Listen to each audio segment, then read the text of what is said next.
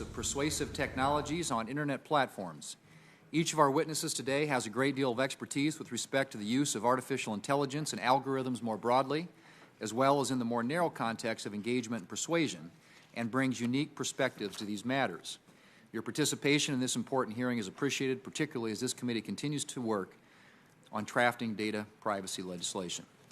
I convened this hearing in part to inform legislation that I'm developing that would require Internet platforms to give consumers the option to engage with the platform without having the experience shaped by algorithms driven by user-specific data. Internet platforms have transformed the way we communicate and interact, and they have made incredibly positive impacts on society in ways that are too numerous to count. The vast majority of content on these platforms is innocuous, and at its best, it is entertaining, educational, and beneficial to the public.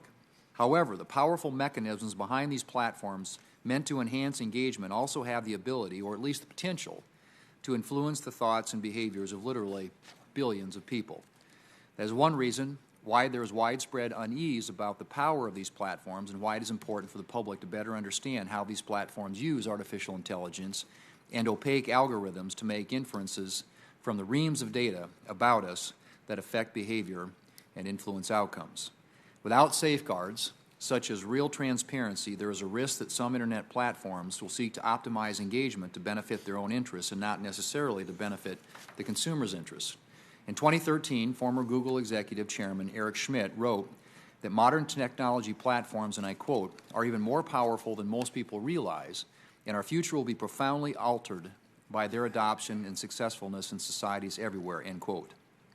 Since that time, algorithms and artificial intelligence have rapidly become an important part of our lives, largely without us even realizing it.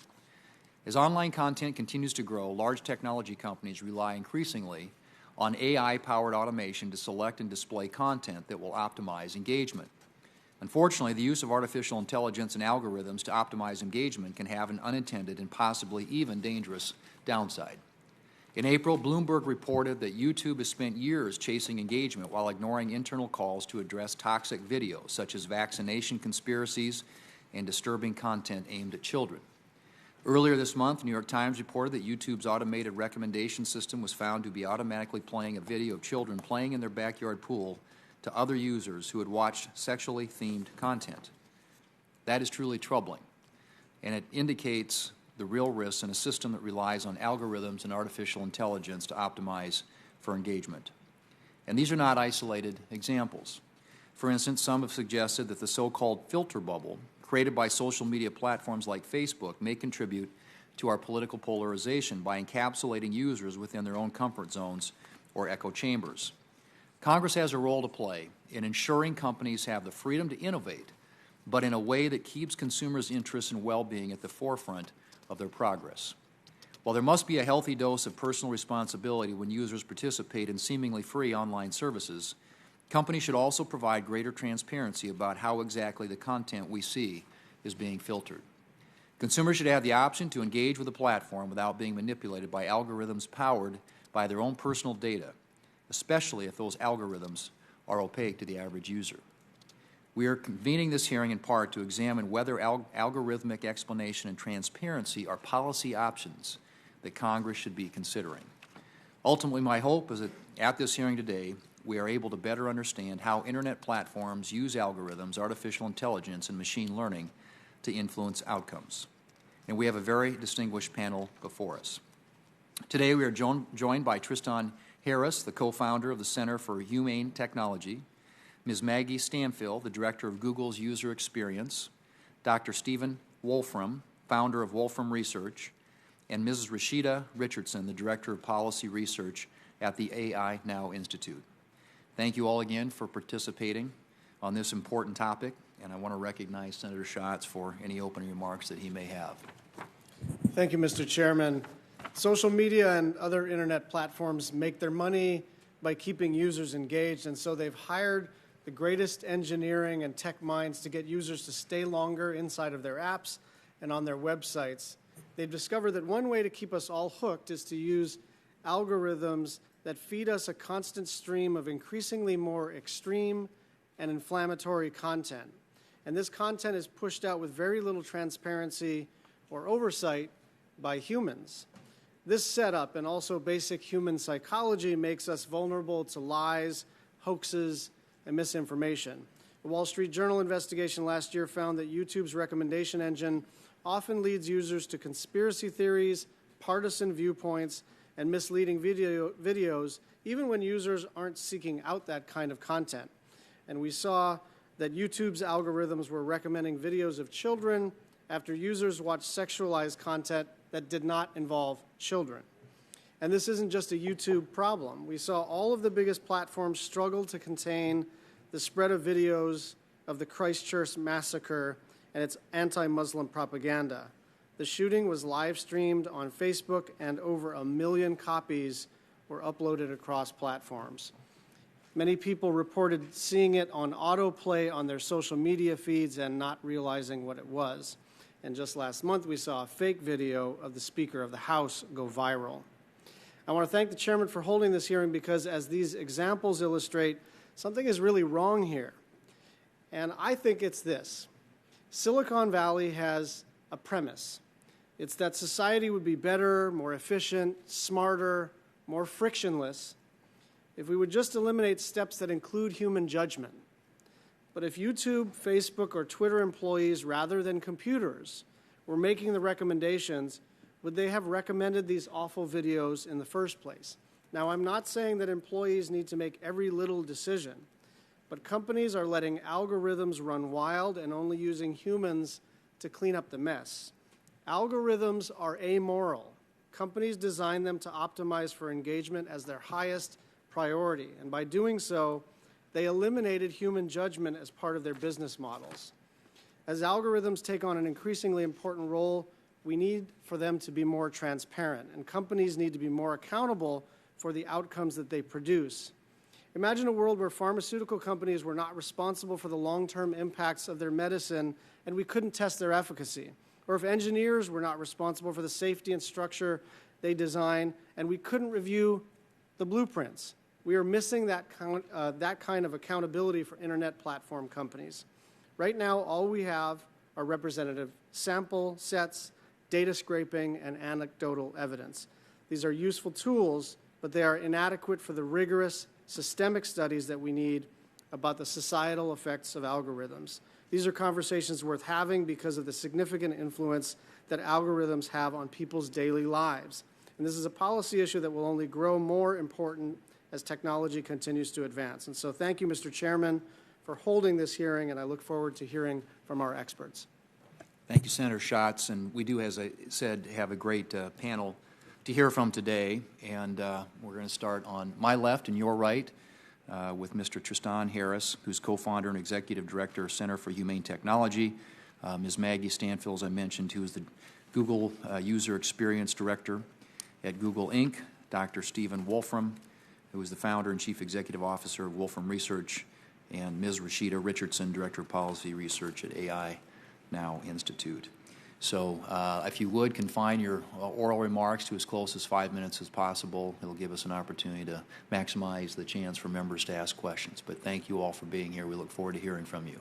Mr. Harris. Thank you, Senator Thune and Senator Schatz.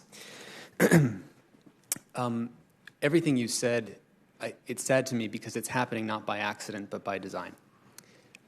Because the business model is to keep people engaged, which in other words, this hearing is about persuasive technology. And persuasion is about an invisible asymmetry of power. When I was a kid, I was a magician.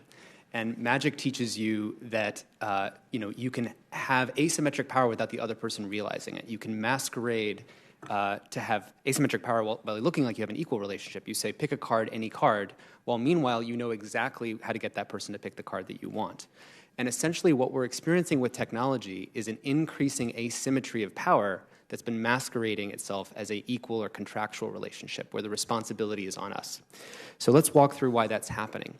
In the race for attention, because there's only so much attention, companies have to get more of it by being more and more aggressive. I call it the race to the bottom of the brainstem. So it starts with techniques like pull to refresh. So you pull to refresh your newsfeed. That operates like a slot machine. It has the same kind of addictive qualities that keep people in Las Vegas hooked to the slot machine. Other examples are removing stopping cues. So if I take the bottom out of this glass and I keep refilling the water or the wine, you won't know when to stop drinking. So that's what happens with infinitely scrolling feeds. We naturally remove the stopping cues, and this is what keeps people scrolling. But the race for attention has to get more and more aggressive. And so it's not enough just to get your behavior and predict what will take your behavior. We have to predict how to keep you hooked in a different way. And so it crawled deeper down the brainstem into our social validation. So that was the introduction of likes and followers. How many followers do I have?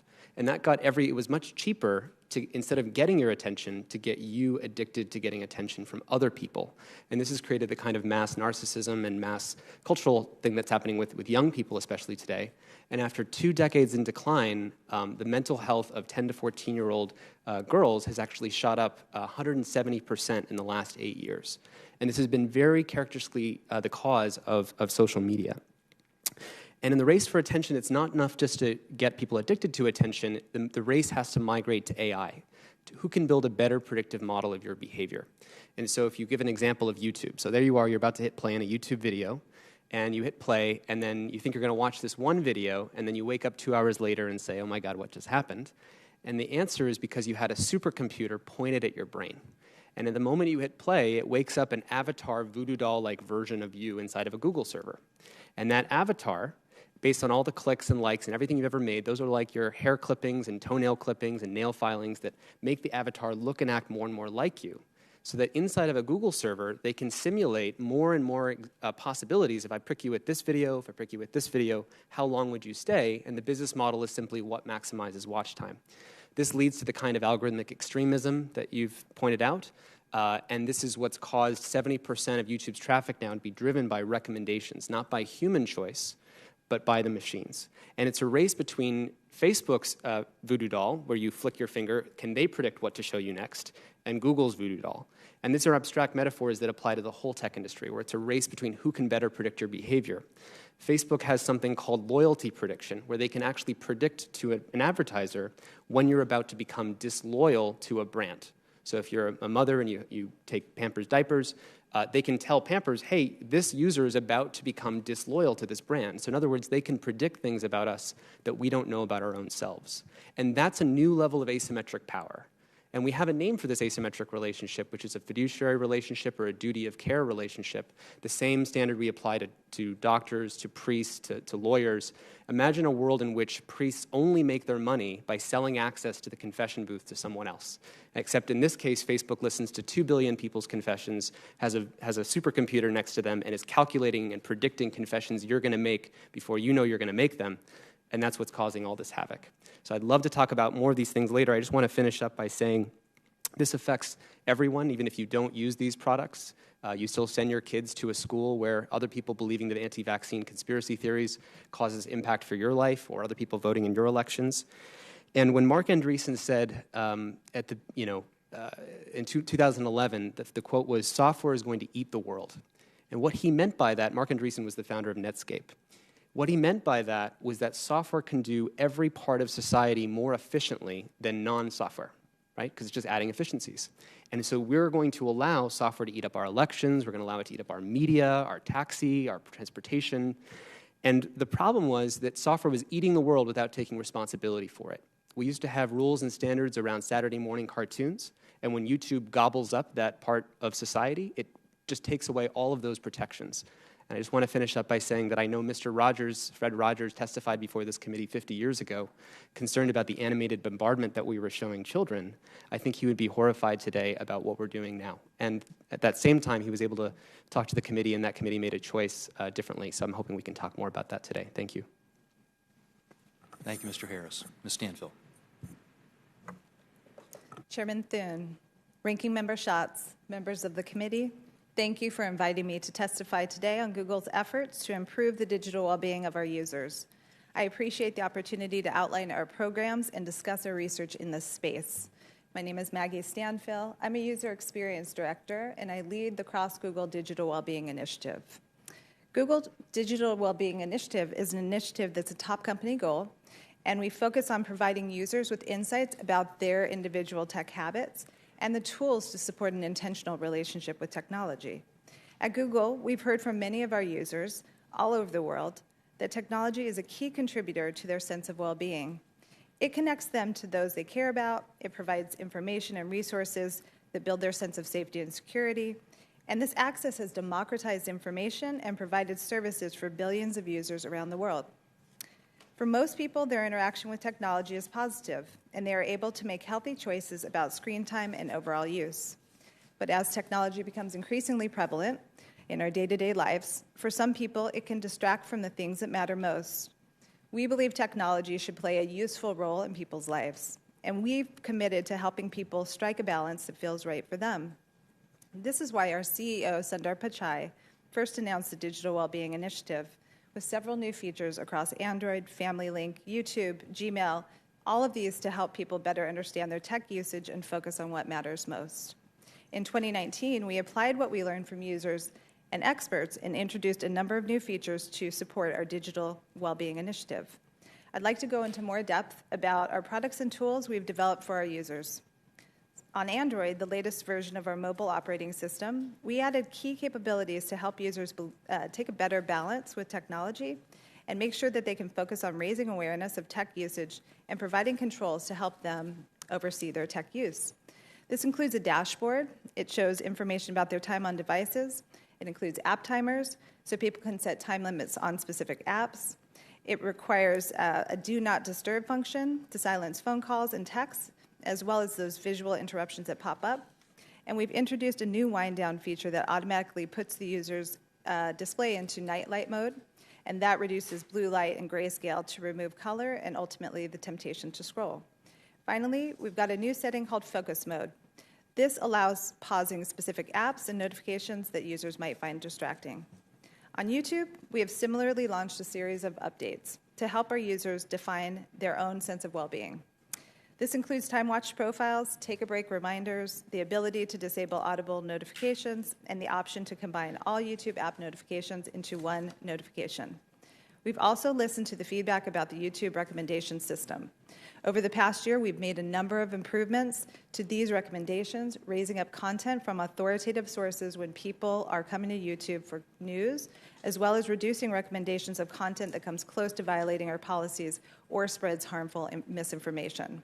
When it comes to children, we believe the bar is even higher.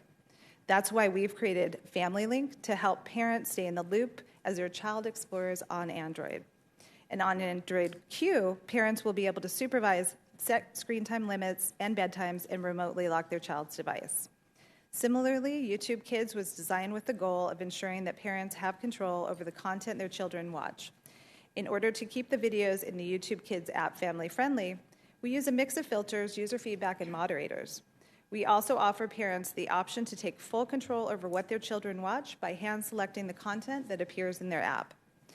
We're also actively conducting our own research and engaging in important expert partnerships with independent researchers to build a better understanding of the many personal impacts of digital technology.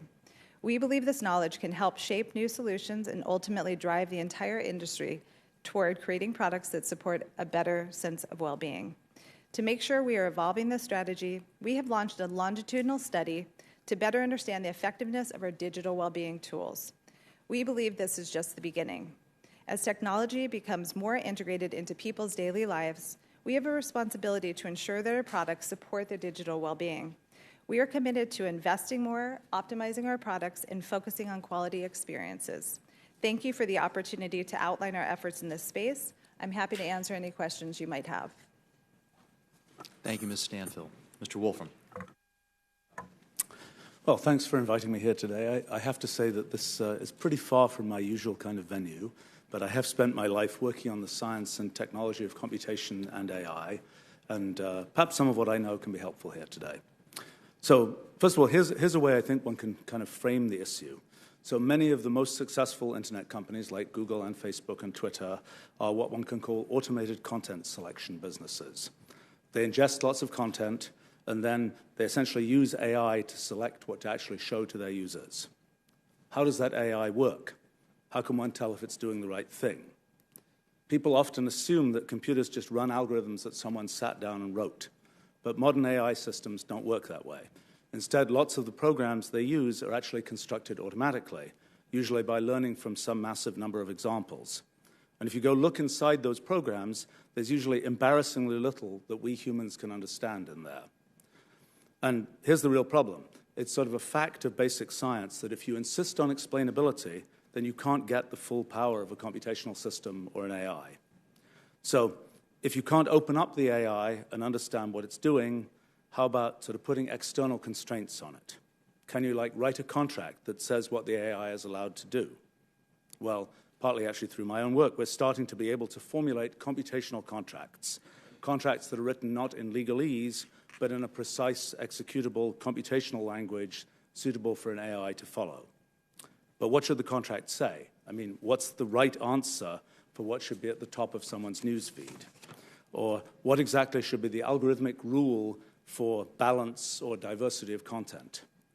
Well, as AIs start to run more and more of our world, we're going to have to develop a whole network of kind of AI laws.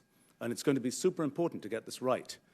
Probably starting off by agreeing on sort of the right AI constitution. But it's going to be a hard thing, kind of making computational how people want the world to work. Right now, that's still in the future. But okay, so what can we do about people's concerns now about automatic content selection? I have to say that I don't see a purely technical solution. But I didn't want to come here and say that everything is impossible, especially since I personally like to spend my life solving, quotes, impossible problems. In fact, I think that if we want to do it, we actually can use technology to set up kind of a market-based solution. I've got a couple of concrete suggestions about how to do that. Both are based on giving users a choice about who to trust for the final content they see. One of the suggestions introduces what I call final ranking providers. The other introduces constraint providers. In both cases, these are third-party providers who basically insert their own little AIs into the pipeline of delivering content to users. And the point is that users can choose which of these providers they want to trust. The idea is to leverage everything that the big automated content selection businesses have, but to essentially add a new market layer. So users get to know that they're picking a particular way that content is selected for them. It also means that you get to avoid kind of all or nothing banning of content, and you don't have kind of a single point of failure for spreading bad content. And you open up a new market, potentially delivering even higher value for users. Of course, for better or worse, unless you decide to force certain content or diversity of content, which you could, people can live kind of in their own content bubbles, though importantly, they get to choose those themselves. Well, lots of technical details about everything I'm saying, as well as some deep science about what's possible and what's not. And I tried to explain a little bit more about that in my written testimony, and I'm happy to try and answer whatever questions I can here. Thank you. Thank you, Mr. Wolfram. Ms. Richardson. Chairman Thune, Ranking Member Schatz, and members of the subcommittee, thank you for inviting me to speak today. My name is Rashida Richardson, and I'm the Director of Policy Research at the AI Now Institute at New York University, which is the first university research institute dedicated to understanding the social implications of artificial intelligence. Part of my role includes researching the increasing reliance on AI and algorithmic systems and crafting policy and legal recommendations to address and mitigate the problems we identify in our research.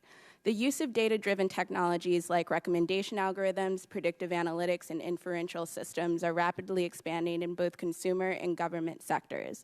They determine where our children go to school, whether someone will receive Medicaid benefits, who is sent to jail before trial, which news articles we see, and which job seekers are offered an interview.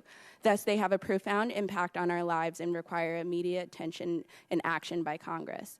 Though these technologies affect every American, they are primarily developed and deployed by a few powerful companies and therefore shaped by these companies' incentives, values, and interests. These companies have demonstrated limited insight into whether their products will harm consumers and even less experience in mitigating those harms. So while most technology companies promise that their products will lead to broad societal benefits, there's little evidence to support these claims, and in fact, mounting evidence points to the contrary. For example, IBM's Watson supercomputer was designed to improve patient outcomes, but recently internal IBM documents showed it actually provided unsafe and erroneous cancer treatment recommendations. This is just one of numerous examples that have come to light in the last year showing the difference between the marketing companies used to sell these technologies and the stark reality of how these technologies ultimately perform.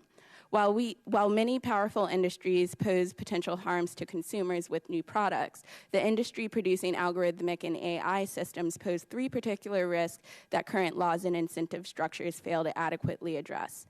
The first risk is that AI systems are based on compiled data that reflect historical and existing social and economic conditions.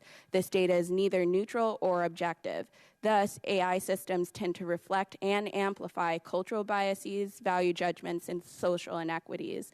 Meanwhile, most existing laws and regulations struggle to account for or adequately remedy these disparate outcomes, as they tend to focus on individual acts of discrimination and less on systemic bias or bias encoded in the development process. The second risk is that many AI systems and internet platforms are optimization systems that prioritize technology companies' monetary interests and results in products being designed to keep users engaged while often ignoring social costs, like how the product may affect non-users, environments, and markets. A non-AI example of this logic and model is a slot machine, while a recent AI-based example is the navigation system Waze, which was subject to public scrutiny following many incidents across the U.S. where the application redirected highway traffic through residential neighborhoods unequipped for the influx of vehicles, which increased accidents and risk to pedestrians.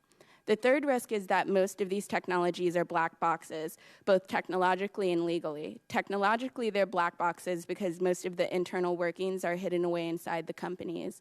Legally, technology companies obstruct accountability efforts through claims of proprietary or trade secret legal protections, even though there is no evidence that legitimate inspection, auditing, or oversight poses any competitive risk. Controversies regarding emerging technologies are becoming increasingly common and show the harm caused by technologies optimized for narrow goals like engagement, speed, and profit at the expense of social and ethical considerations like safety and accuracy. We are at a critical moment where Congress is in a position to act on some of the most pressing issues, and by doing so, paving the way for a technological future that is safe, accountable, and equitable. With these concerns in mind, I offer the following recommendations, which are detailed in my written statement. Require technology companies to waive trade secrecy and other legal claims that hinder oversight and accountability mechanisms. Require public disclosure of technologies that are involved in any decision about consumers by name and vendor. Empower consumer protection agencies to apply truth in advertising laws. Revive the Congressional Office of Technology Assessment to perform pre-market review and post-market monitoring of technologies. Enhance whistleblower protections for technology company employees that identify unethical and unlawful uses of AI or algorithms. Require any transparency or accountability mechanisms to include a detailed reporting of the full stack supply chain, and require companies to perform and publish algorithmic impact assessments prior to public use of products and services. Thank you. Thank you, Ms. Richardson.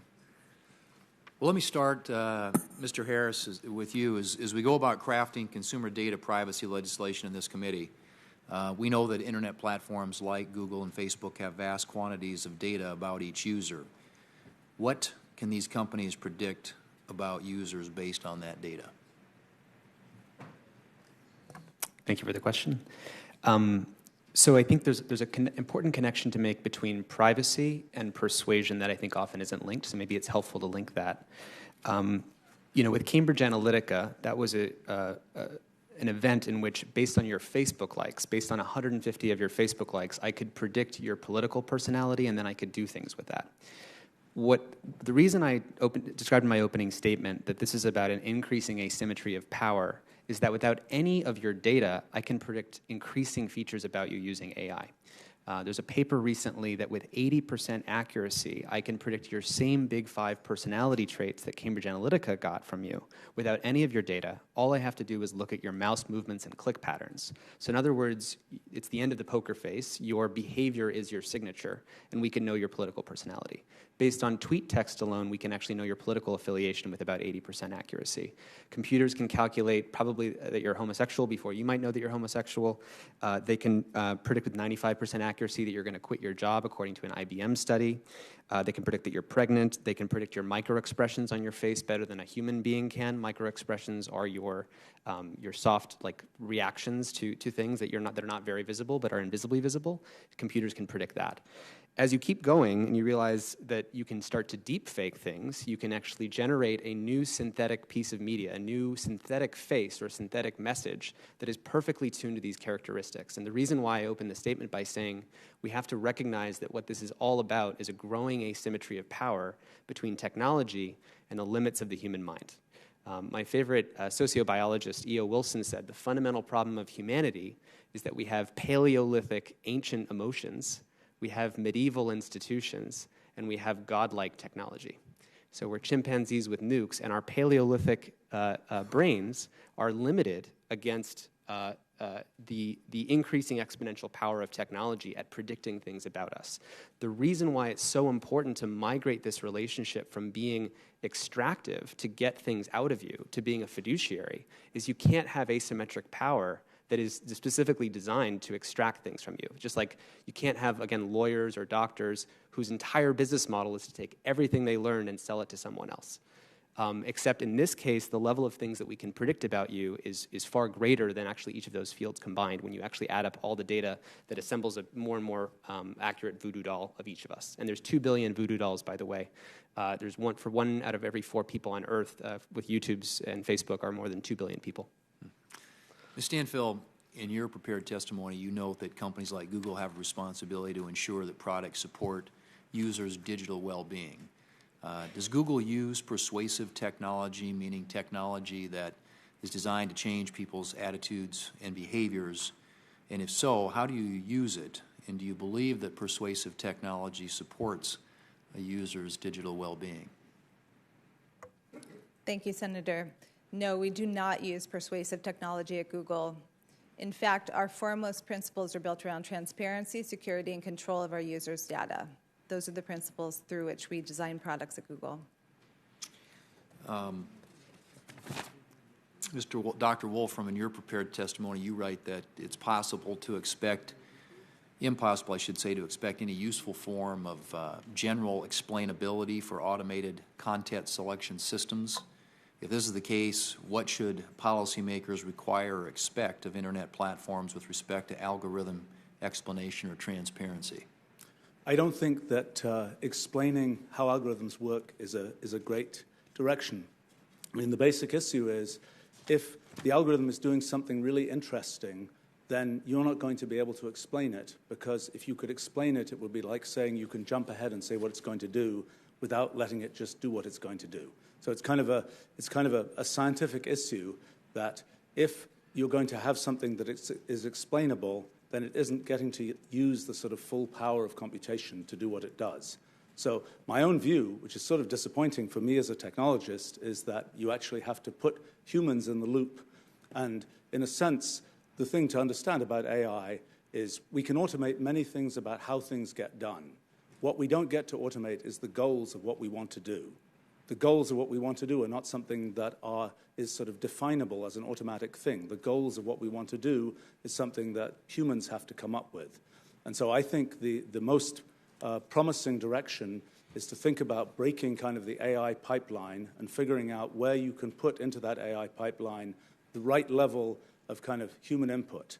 My own feeling is the most promising possibility is to kind of insert, to leave the great value that's been produced by the current automated content selection companies in ingesting large amounts of data, being able to monetize large amounts of content, et cetera, but to insert a way for users to be able to choose who they trust about what finally shows up in their news feed or in their search results or whatever else. And I think that there are technological ways to make that kind of insertion that will actually, if anything, add to the richness of potential experience for users and possibly even the financial returns for the market.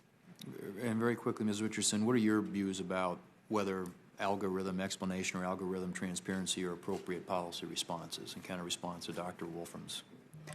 I think they're a good interim step in that transparency is almost necessary to understand what these technologies are doing and to assess the benefits and risk. But I don't think transparency or even explainability is an end goal, because I still think you're going to need some level of legal regulation to impose liability so bad or negligent actors act in a proper manner, but also to incentivize companies to do the right thing or apply due diligence, because in a lot of cases that I cited in my written testimony, there are sort of public relations disasters that happened on the back end, and many of them could have been assessed or interpreted during the development process, but companies aren't incentivized to do that. So in some ways, transparency and explainability can give both legislators and the public more insight into these choices that companies are making to assess whether or not liability should be attached or different regulatory enforcement needs to be pursued. Thank you. Senator Schatz. Thank you, Chairman. Thank you to the testifiers. First, a yes or no question. Do we need more human supervision of algorithms on online platforms? Mr. Harris. Yes.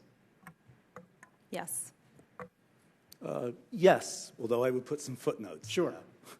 Yes, with footnotes. So I want to follow up on what Dr. Wolfram said in terms of the unbreakability of these algorithms and the lack of transparency that is sort of built into what they are foundationally. And the reason I think that's an important point that you're making, which is that you need a human circuit breaker at some point to say, no, I choose not to be fed things by an algorithm. I choose to jump off of this platform. That's one aspect of humans acting as a circuit breaker. I'm a little more interested in the human employee, either at the line level or the human employee at the supervisory level, who takes some responsibility for how these algorithms evolve over time. And Ms. Richardson, I want you to maybe speak to that question, because it seems to me as policymakers, that's where the sweet spot is to find an incentive or a requirement where these companies will not allow these algorithms to run essentially unsupervised and not even understood by the highest echelons of the company except in their output. And so, Ms. Richardson, can you help me to flesh out what that would look like in terms of enabling human supervision? So I think it's important to understand some of the points about the power asymmetry that Mr. Harris mentioned, because I definitely do think we need a human in the loop, but we also need to be cognizant of who actually has power in those dynamics, and that you don't necessarily want a frontline employee taking full liability for a decision that or for a system that they had no input in the design or even in their current sort of position in using it. So I think it needs to go all the way up, in that if you're thinking about liability or responsibility in any form, it needs to attach at those who are actually making decisions about the goals, the designs, and ultimately the implementation and use of these technologies, and then figuring out what are the right pressure points or incentive dynamics to encourage companies or those making those decisions to make the right choice that benefits society. Yeah, I think that's right. I think that none of this ends up coming to much unless the executive level of these companies feel a legal and financial responsibility to supervise these algorithms. Ms. Stanfield, I was a little confused by one thing you said. Did you say Google doesn't use persuasive technology? That is correct, sir. Mr. Harris, is that true? It's complicated. Persuasion is happening all throughout the ecosystem. In my mind, by the way, this is less about accusing one company, Google or Facebook. It's about understanding that every company... Yeah, I get that, but she's here, and, yes. and she just said that they don't use persuasive technology. And I'm trying to figure out, are you talking about just the Google suite of products? You're not talking about YouTube? Or are you saying in the whole alphabet pantheon of companies, you don't use persuasive technology? Because either I misunderstand your company or I misunderstand the definition of persuasive technology. Can you help me to understand what's going on here? Sure. With respect to my response, Mr. Senator, it is related to the fact that dark patterns in persuasive technology is not core to how we design our products at Google, which are built around transparency. Are you talking about control. YouTube or the whole family of companies? The whole family of companies, including YouTube. You don't want to clarify that a little further? We build our products with privacy, security, and control for the users. That is what we build for. And ultimately, this builds a lifelong relationship with the user, which is primary. That's our trust. I don't know what any of that meant. Ms. Richardson, can you help me? I think part of the challenge, as Mr. Harris mentioned, is how you're defining persuasive, and that both of us mentioned that a lot of these systems and internet platforms are a form of an optimization system, which is optimizing for certain goals, and there you could say that is a persuasive technology, which is not accounting for certain social risk, but I think there's a business incentive to not, to take a more narrow view of that definition. So I can't speak for Google because I don't work for them, but I think the reason you're confused is because you may need to clarify definitions of what is actually persuasive in the way that you're asking the question and what is Google suggesting doesn't have persuasive characteristics in their technologies. Thank you. Thank you, Senator Schott. Senator Fisher.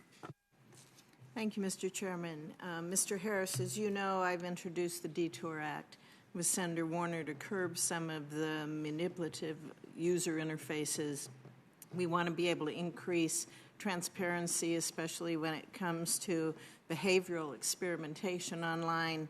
Obviously, we want to make sure children are not targeted with some of the dark patterns that are out there. In your perspective, how do dark patterns thwart that user autonomy online? Yeah. So persuasion is so invisible and so subtle. In fact, oftentimes we're criticized when you use this language or you say we're crawling down the brainstem. People think that you're overreacting, but it's a design choice. So for background, I studied at a lab called the Persuasive Technology Lab at Stanford that taught engineering students essentially about this whole field. And my friends in the class were the founders of Instagram. And Instagram as a product copied Twitter actually in the technique of what you could call a dark pattern of the number of followers that you have to get people to follow each other. So there's a follow button on each profile. And that's meant, that doesn't seem so dark. That's what's so insidious about it. It's just you're giving people a way to follow each other's behavior. But what it actually is doing is an attempt to cause you to come back every day because now you want to see, do I have more followers now than I did yesterday? And how are these platforms then getting our personal information? How much choice do we really have? I thought the doctor's comment about the goals we want to do as humans, that we have to get involved in this. But then your introductory comments are basically, I think, telling us that everything about us is already known. So It wouldn't be really hard to manipulate where our goals what they even want to be at this point, right? And the goal is to subvert your goals. So I'll give you an example. If you say I want to delete my Facebook account, if you hit delete, it puts up a screen that says, are you sure you want to delete your Facebook account? The following friends will miss you, and it puts up faces of certain friends. Now, am I asking to know which friends will miss me? No. Does Facebook ask those friends, do I know, are they going to miss me if I leave? No. They're calculating which of the 5 faces would be most likely to get you to hit cancel and not delete your Facebook account. So that's a subtle and invisible dark pattern that's just meant to sway behavior. I think another example you're trying to get at in the opening question is if you consent to giving your data to Facebook or your location, and oftentimes there'll be a big blue button, which have 100 engineers behind the screen split testing all the different colors and variations and arrangements of where that button should be, and then a very, very, very small gray link that people don't even know is there. And so what we're calling a free human choice is a manipulated choice. And again, it's just like a magician. They're saying pick a card, any card, but in fact there's an asymmetry of power. When you're on the internet and you're trying to look something up and you have this deal pop up on your screen, this is so irritating, and you have to hit OK to get out of it because you don't see the other choice on the screen. As you said, it's very light, it's gray, but now I know if I hit OK, this is going to go on, and whoever is going to get more and more information about me. They're really invading my privacy, but I can't get rid of this screen otherwise, unless you turn off your computer and start over. right? There's all sorts of ways to do this. If I'm a persuader and I really want you to hit OK on my dialogue so I can get your data, I'll wait until the day that you're in a rush to get the address to that place you're looking for, and that's the day that I'll put up the dialogue that says, hey, were you willing to get me your information? And then, of course, you're going to say, fine, yes, whatever, because in persuasion, there's something called hot states and cold states. When you're in a hot state or an immediate impulsive state, it's very easy to persuade someone than versus when they're in a cold, calm, and reflective state. And technology can actually either manufacture or wait till you're in those hot states. So how do we protect ourselves and our privacy, and what role does the federal government have to play in this besides getting our bill passed? I mean, at the end of the day, the reason why we go back to the business model is it is about alignment of interests. You don't want a system of asymmetric power that is designed to manipulate people, and you're always going to have that insofar as the business model is one of manipulation as opposed to regenerative, meaning you have a subscription-style relationship. So I would say Netflix probably has many fewer dark patterns because it's in a subscription relationship with its users. When Facebook says that, how else could we give people this free service? Well, it's like a priest whose entire business model is to manipulate people, saying, well, how else can I serve so many people? Yeah. Right. So how do we keep our kids safe? There's so much to that. I think what we need is a mass public awareness campaign so people understand what's going on. One thing I have learned is that if you tell people this is bad for you, they won't listen. If you tell people this is how you're being manipulated, no one wants to feel manipulated. Thank you. Thank you, Senator Fisher. Senator Blumenthal.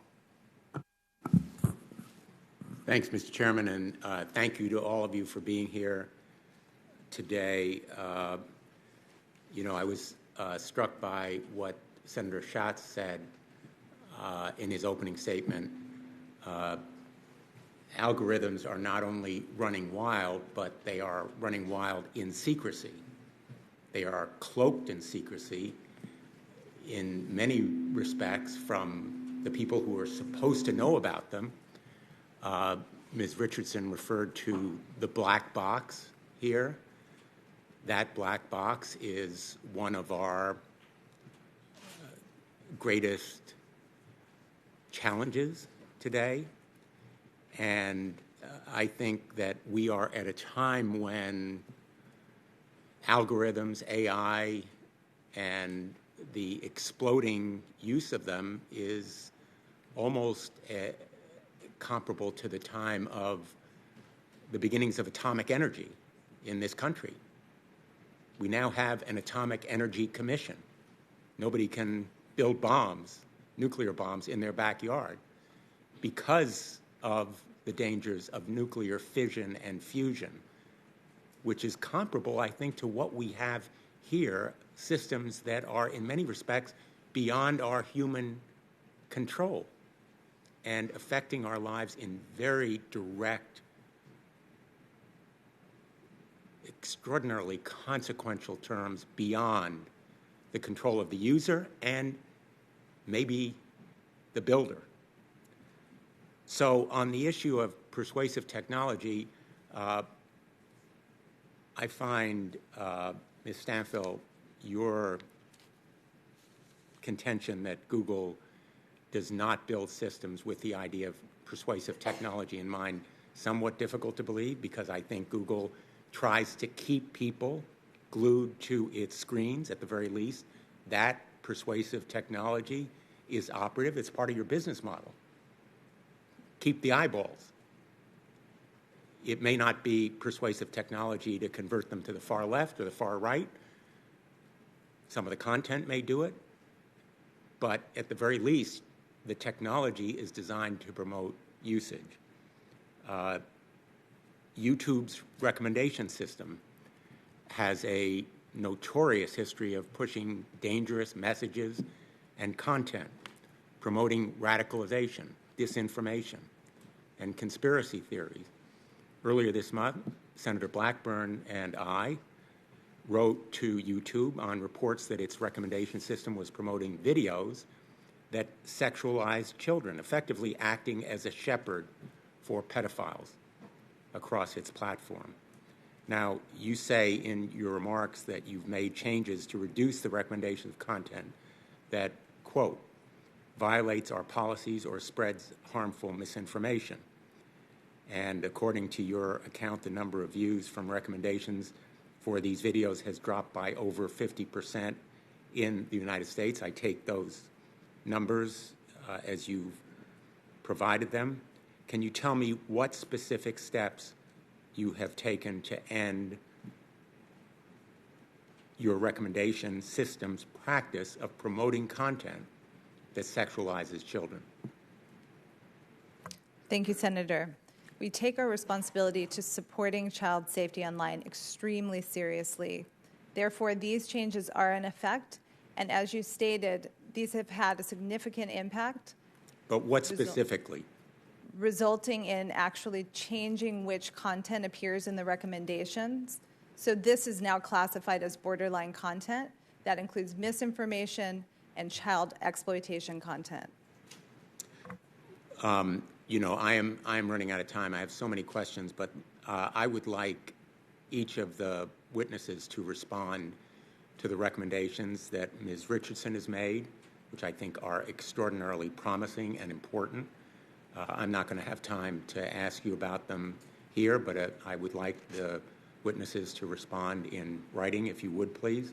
And second, let me just observe on the topic of human supervision, I think that human supervision has to be also independent supervision. On the topic of arms control, we have a situation here where we need some kind of independent supervision, some kind of oversight, and yes, regulation. I know it's a dirty word these days in some circles, but protection will require intervention from some independent source here. I don't think trust me can work anymore. Thank you, Mr. Chairman. Thank you, Senator Blumenthal. Senator Blackburn. Thank you, Mr. Chairman, and thank you to our witnesses. We appreciate that you are here, and I enjoyed visiting with you for a few minutes before the hearing began. Mr. Wolfram, I want to pick up where we had discussed in your testimony computational irreducibility, and look at that for just a moment.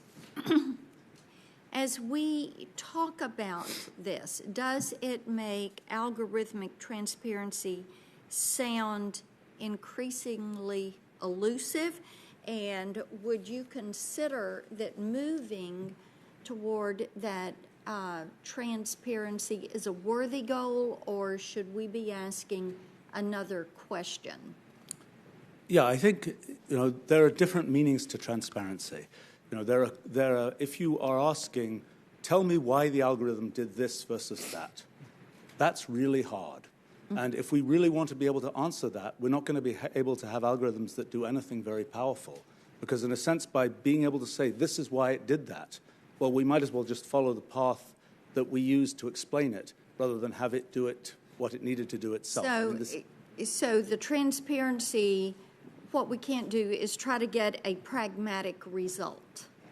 Yeah, we can't go inside. We can't open up the hood and say, why did this happen?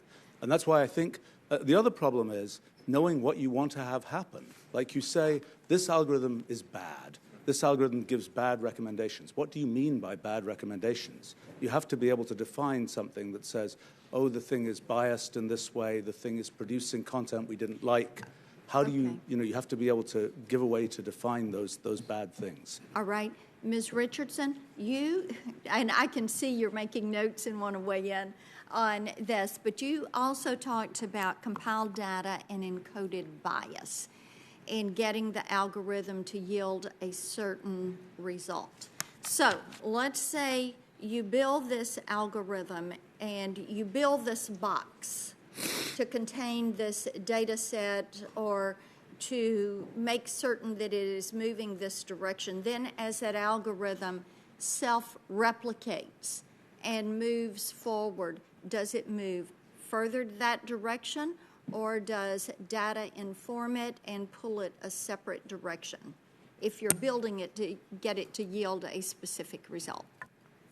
So it depends on what type of technical system we're talking about, but to unpack what I was saying is The problem with a lot of these systems is they're based on data sets, which reflect all of our current conditions, which also means any imbalances in our conditions. So one of the examples that I gave in my written testimony referenced Amazon's hiring algorithm, which was found to have gender disparate outcomes, and that's because it was learning from prior hiring practices. And there's also examples of other similar hiring algorithms, one of which found that if you had the name Jared and you played lacrosse, you had a better chance of getting a job interview. And there, it's not necessarily that the correlation between your name being Jared and playing lacrosse means that you're necessarily a better employee than anyone else. It's simply looking at patterns in the underlying data, but it doesn't necessarily mean that the patterns that the system is seeing actually reflects reality, or in some cases it does, and it's not necessarily how we want to view reality, and instead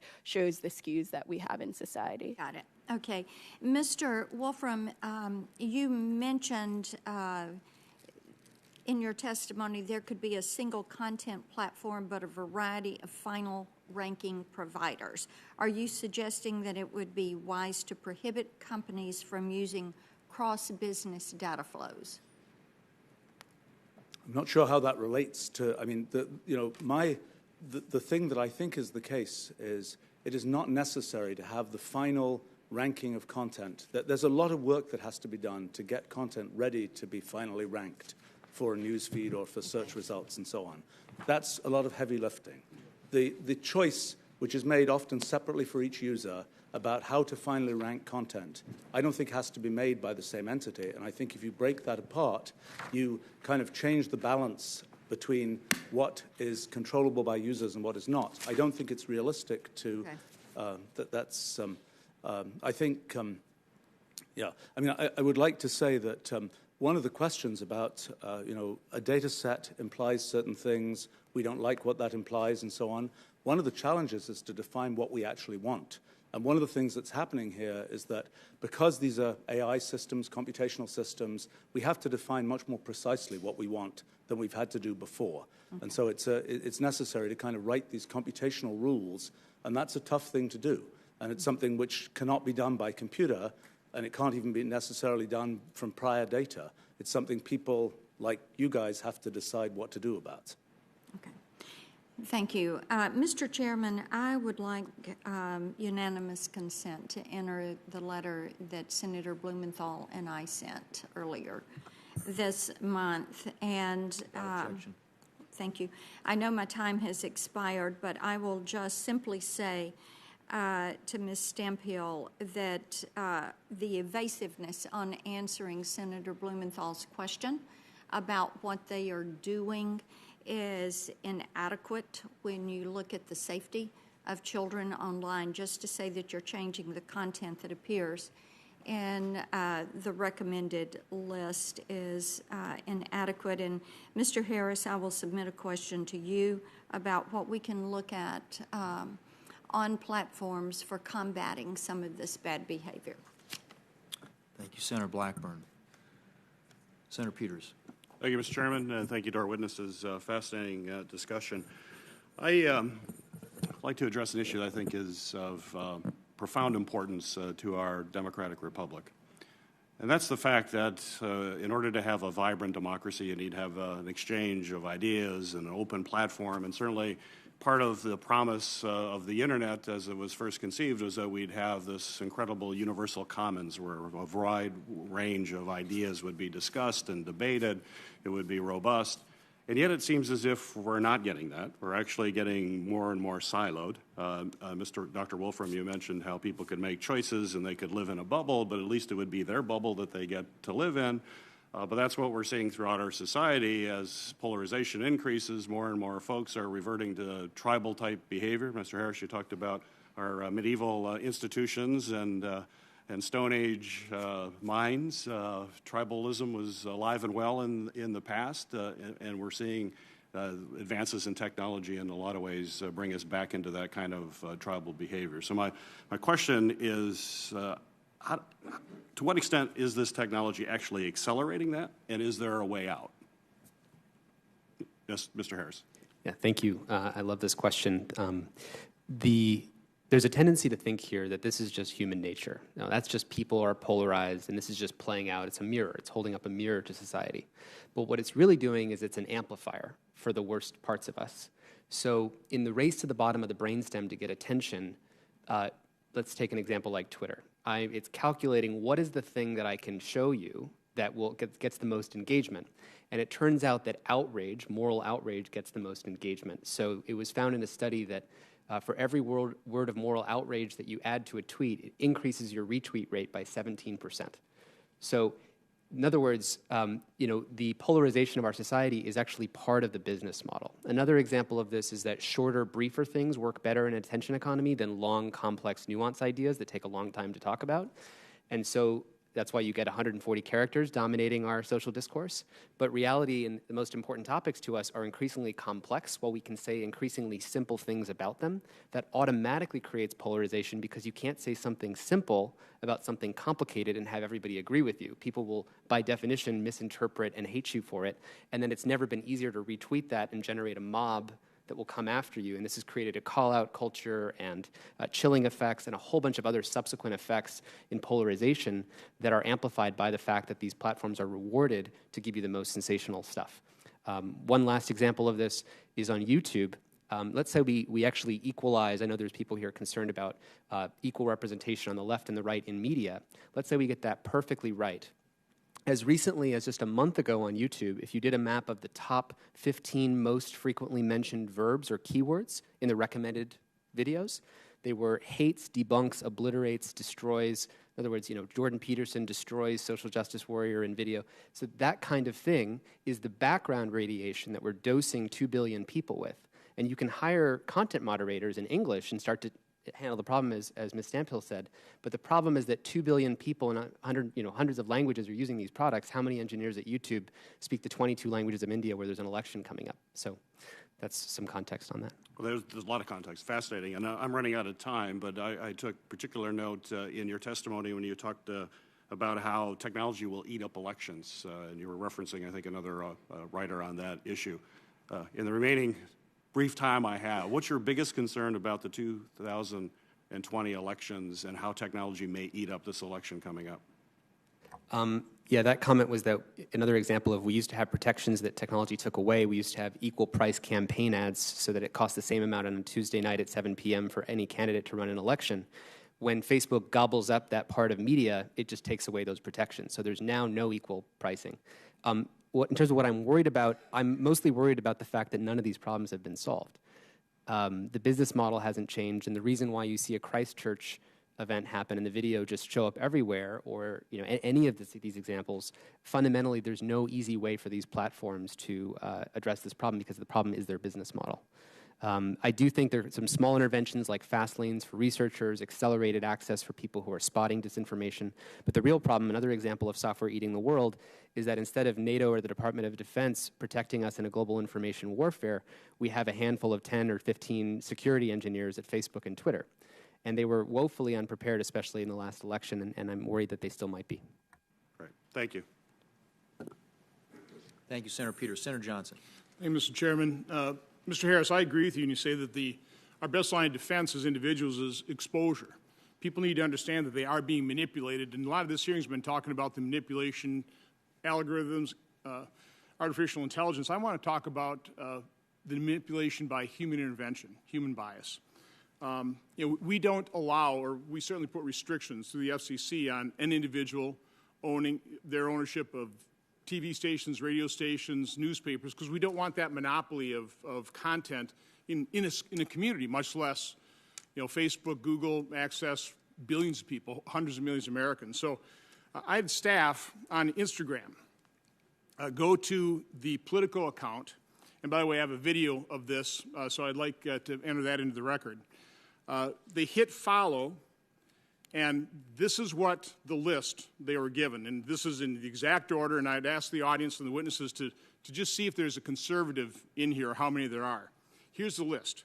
Elizabeth Warren, Kamala Harris, New York Times, Huffington Post, Bernie Sanders, CNN Politics, New York Times Opinion, NPR, Economist, Nancy Pelosi, The Daily Show, Washington Post covering POTUS, NBC, Wall Street Journal. Pete Buttigieg, Time, New Yorker, Reuters, Southern Poverty Law Center, Kirsten Gillibrand, The Guardian, BBC News, ACLU, Hillary Clinton, Joe Biden, Beto O'Rourke, Real Time with Bill Maher, C-SPAN, SNL, Pete Souza, UN, Guardian, HuffPost Women's, Late Show with Stephen Colbert, MoveOn.org, Washington Post Opinion, USA Today, New Yorker, Women's March, Late Night with Seth Meyers, The Hill, CBS, Justin Trudeau, it goes on. These were 5 conservative staff members. If they're really algorithms shuffling the content that they might actually want to, or that they would agree with, you'd expect you'd see maybe Fox News, Breitbart, Newsmax. You might even see like a really big name like Donald Trump, and there wasn't. So my question is, who's producing that list? Is that Instagram? Is that Politico site?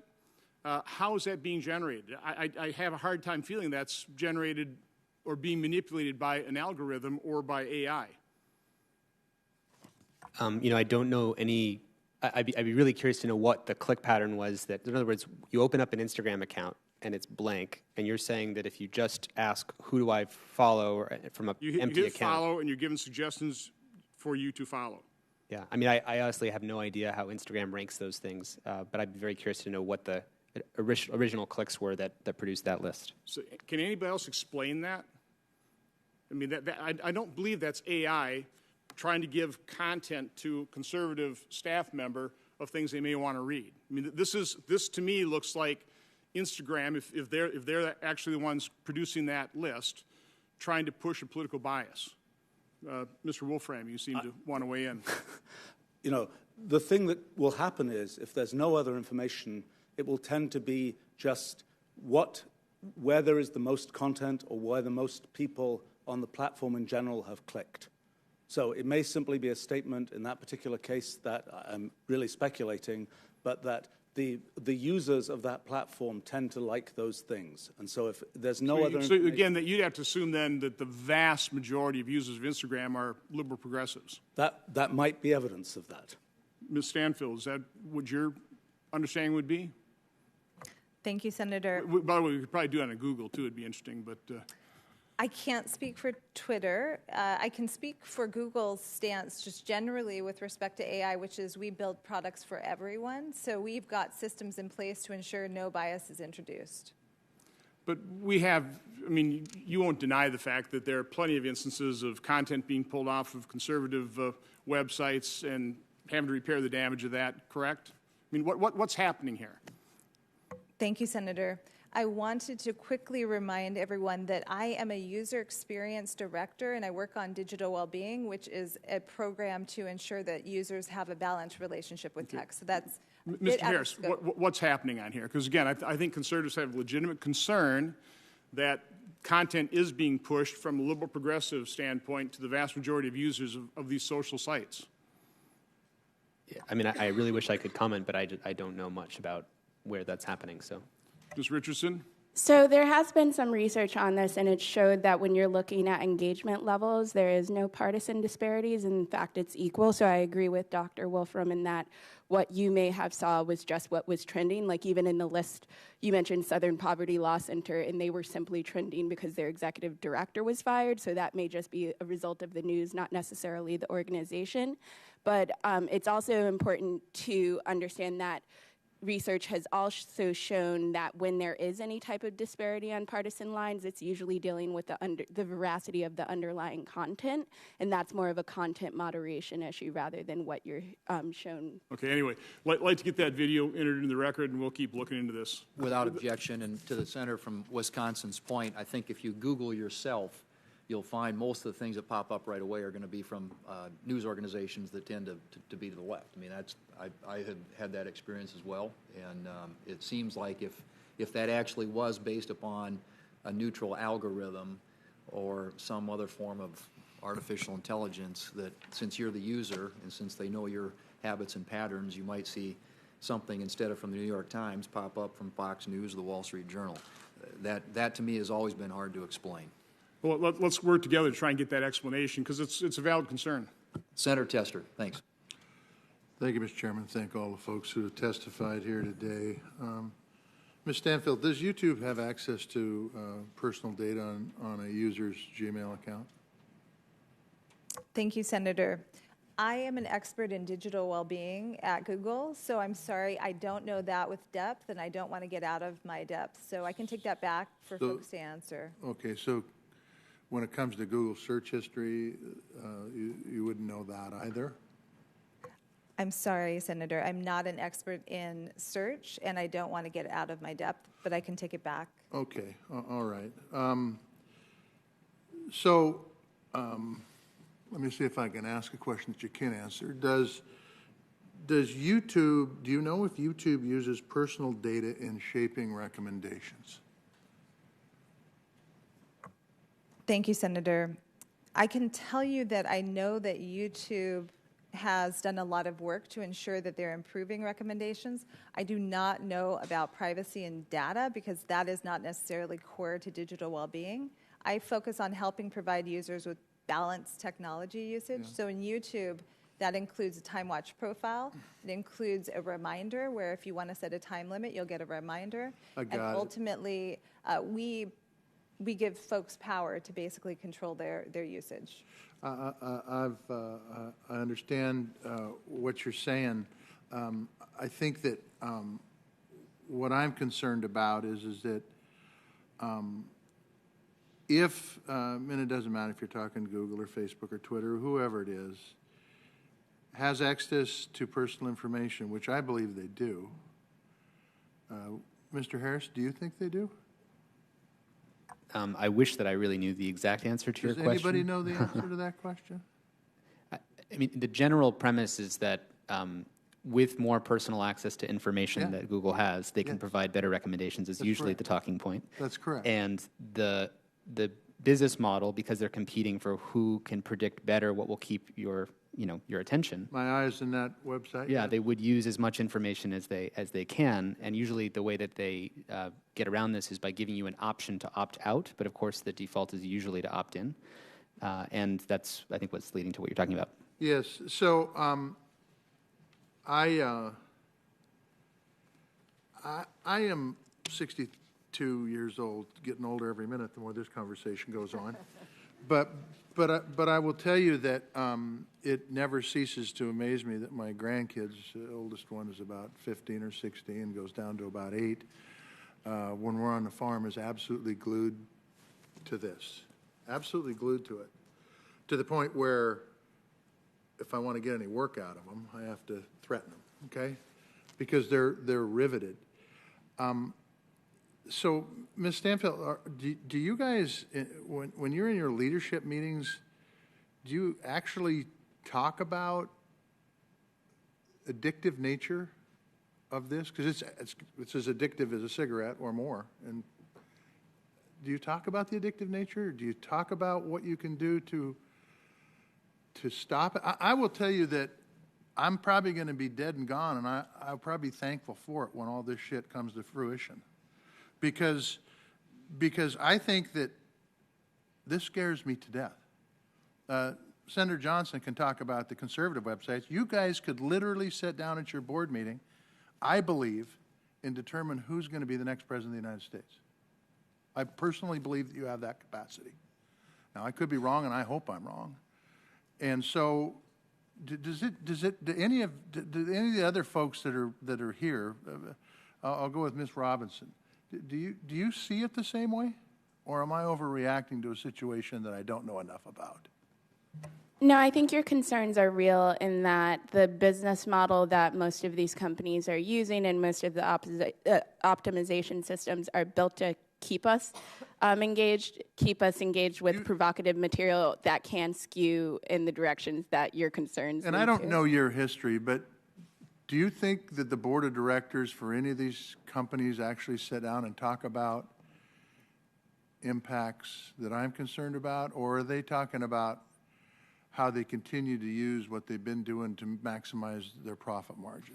I don't think they're talking about the risk you're concerned about, and I don't even think that's happening in the product development level, and that's in part because a lot of teams are siloed, so I doubt these conversations are happening in a holistic way to sort of address your concerns, which is... No, that's good, and I don't want to get in a fist fight on this panel, but Ms. Stanfield, are the conversations you have since you couldn't answer the previous ones, indicate that she's right. The conversations are siloed. Is that correct?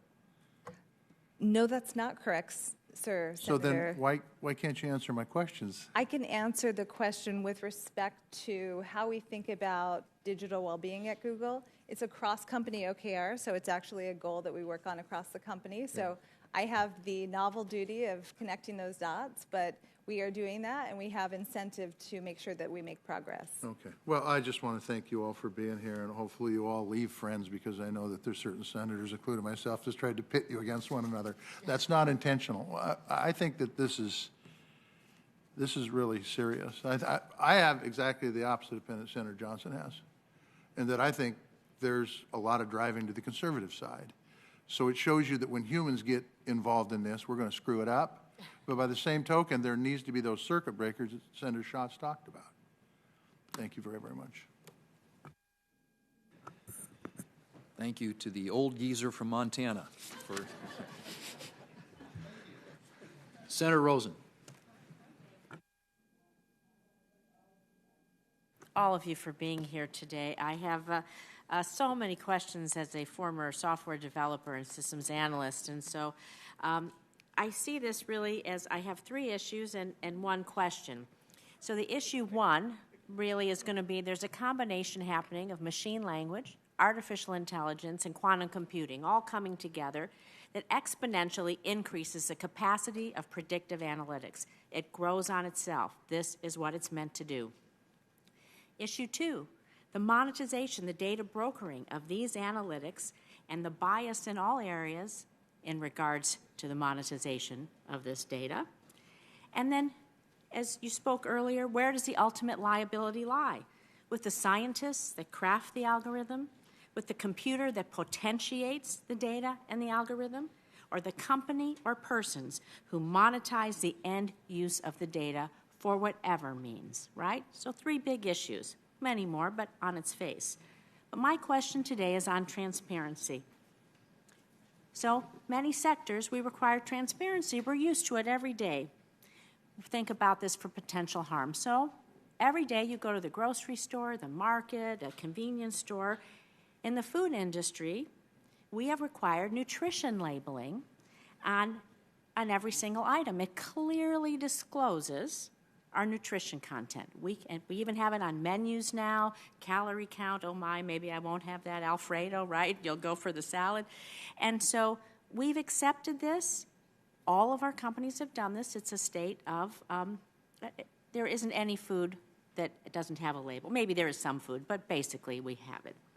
So to empower consumers, how do you think we could address some of this transparency that maybe at the end of the day we're all talking about in regards to this, these algorithms, the data, what happens to it, how we deal with it? It's overwhelming. I think with respect to things like nutrition labels, we have the advantage that we're using 150-year-old science to say what the chemistry of what is contained in a food is. Things like computation and AI are a bit of a different kind of science, and they have this feature that this phenomenon of computational irreducibility happens, and it's not possible to just give a quick summary of what the effect of this computation is going to be. But I know, having written algorithms for myself, I have kind of an expected outcome. I have a goal in there. You talk about no goals. There is a goal. Yeah. Whether you meet it or not, whether you exceed it or not, whether you fail or not, there is a goal when you write an algorithm to give somebody who's asking you for this data. The confusing thing is that the practice of software development has changed, and it's changed in machine learning and in AI. Correct. And so they can create their own goals. Machine learning It's not quite its own goals. It's rather that when you write an algorithm, I expect, when I started using computers a ridiculously long time ago also, you would write a small program and you would know what every line of code was supposed to do. With quantum computing, you don't. But you still should have some ability to control the outcome. Well, I think my feeling is that rather than saying, yes, you can put constraints on the outcome. The question is, how do you describe those constraints? And you have to essentially have something like a program to describe those constraints. Let's say you want to say, we want to have balanced treatment. We want to have... So let's take it out of technology and just talk about transparency in a way we can all understand. Can we put it in English terms that we're going to make your data well-being, how you use it, do you sleep, don't you sleep, how many hours a day, think about your Fitbit, who is it going to? We can bring it down to those English language parameters that people understand. Well, I think some parts of it you could. I think the part that you cannot is when you say, we're going to make this give unbiased treatment of, let's say, political directions or something. Well, I'm not even talking unbiased in political directions. There's going to be bias in age, in sex, in race, and there's inherent bias in everything. So that given, you can still have other conversations. I mean, my feeling is that rather than saying we'll have a nutrition label-like thing that says what this algorithm is doing, I think the better strategy is to say, let's give some third party the ability to be the brand that finally decides what you see. Just like with different newspapers, you can decide to see your news through the Wall Street Journal or through the New York Times or whatever else. Who's ultimately liable if people get hurt by the monetization of this data or the data brokering of some of it? That's a good question. I mean, I think that it will help to break apart the underlying platform. Something like Facebook, for example, you kind of have to use it. There's a network effect. And it's not the case that, you can't say, let's break Facebook into 1,000 different Facebooks, and you can pick which one you want to use. That's not really an option. But what you can do is to say, when there's a news feed that's being delivered, is everybody seeing a news feed from with the same set of values, with the same brand, or not? And I think the realistic thing is to say, have separate providers for that final news feed, for example. I think that's a possible direction. There's a few other possibilities. And that's a way, and so your sort of label says, this is the such and such branded news feed, and people then get a sense of, is that the one I like? Is that the one that's doing something reasonable? If it's not, they'll just, as a market matter, reject it. That's my thought. I think I'm way over my time. We can all have a big conversation here. I'll submit more questions for the record. Thank you. Thank you, Senator Rosen, and my apologies to the senator from New Mexico, who I missed. You were up actually before the senator from Nevada, but Senator Udall is recognized. Thank you, Mr. Chairman. And thank you to the panel. A very, very important topic here. Mr. Harris, I'm particularly concerned about the radicalizing effect that algorithms can have on young children. And it's been mentioned here today in several questions. I'd like to drill down a little deeper on that. Children can inadvertently stumble on extremist material in a number of ways. By searching for terms they don't know are loaded with subtext, by clicking on shocking content designed to catch the eye, by getting unsolicited recommendations on content designed to engage their attention and maximize their viewing time. It's a story told over and over by parents who don't understand how their children have suddenly become engaged with the alt-right and white nationalist groups or other extremist organizations. Can you provide more detail how young people are uniquely impacted by these persuasive technologies and the consequences if we don't address this issue promptly and effectively? Thank you, Senator. Yes, this is one of the issues that most concerns me. As I think Senator Schatz mentioned at the beginning, there's evidence that in the last month, even as recently as that, keeping in mind that these issues have been reported on for years now, there was a pattern identified by YouTube that young girls who had taken videos of themselves dancing in front of cameras were linked in usage patterns to other videos like that went further and further into that realm. And that was just identified by YouTube, as a supercomputer, as a pattern. It's a pattern of this is a kind of pathway that tends to be highly engaging. The way that we tend to describe this, if you imagine a spectrum on YouTube, on my left side there's the calm Walter Cronkite section of YouTube. On the right-hand side there's Crazy Town. UFOs, conspiracy theories, Bigfoot, whatever. And if you take a human being and you could drop them anywhere. You could drop them in the calm section, or you could drop them in Crazy Town. But if I'm YouTube and I want you to watch more, which direction from there am I going to send you? I'm never going to send you to the calm section. I'm always going to send you towards Crazy Town. So now you imagine 2 billion people like an ant colony of humanity, and it's tilting the playing field towards the crazy stuff. And the specific examples of this: a year ago, a teen girl who looked at a dieting video on YouTube would be recommended anorexia videos because that was the more extreme thing to show. The voodoo doll that looked like a teen girl, there's all these voodoo dolls that look like that, and the next thing to show is anorexia.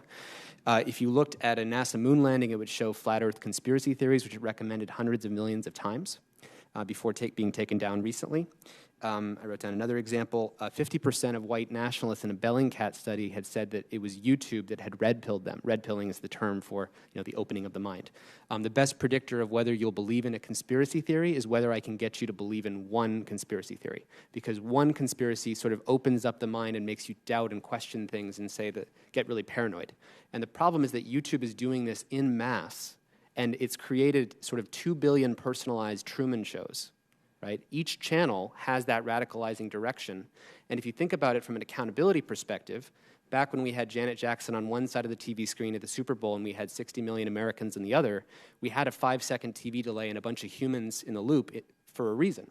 But what happens when you have 2 billion Truman shows, 2 billion possible Janet Jacksons, and 2 billion people on the other end? It's a digital Frankenstein that's really hard to control. And so that's, I think, the way that we need to see it. From there, we can talk about how to regulate it. Yeah. And Ms. Stamfill, you've heard him just describe what Google does with young people. What responsibility does Google have if its algorithms are recommending harmful videos to a child or a young adult that they otherwise would not have viewed?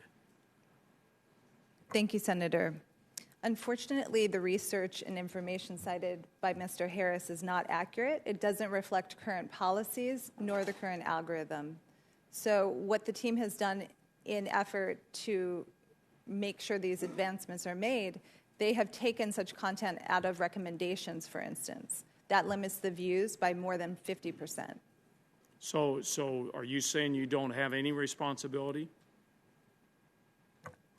Thank you, Senator.